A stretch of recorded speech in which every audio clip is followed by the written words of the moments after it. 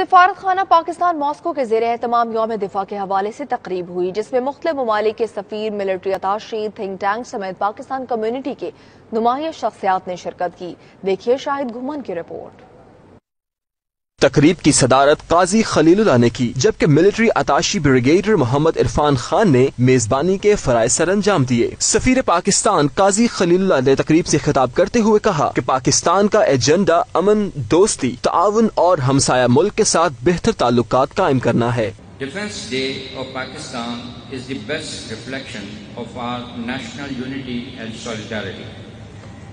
This year's Defense Day is unique as our armed forces, keeping alive their glorious tradition, have accomplished outstanding successes in the war against terror, which has bolstered the stability of the motherland.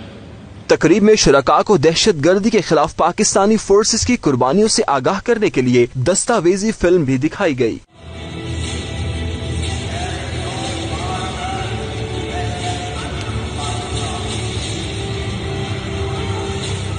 92 news سے گفتگو کرتے ہوئے پاکستانیوں کا کہنا تھا کہ پاکستان بھارتی گیدڑ بھبکیوں سے ڈرنے والا نہیں۔ ہماری کوشش یہ ہے کہ پاکستان ہمارے دل میں ہے، ہم پاکستان سے بہت پیار کرتے ہیں۔ سب لوگوں کو، دوستوں کو، دوسرے کنٹریز کے ایمبیسیڈرز، دوسرے کنٹریز کے لوگ جو ہیں ان سب کو دکھانا شروع کرنا کہ بڑا نیشن ہے پاکستان۔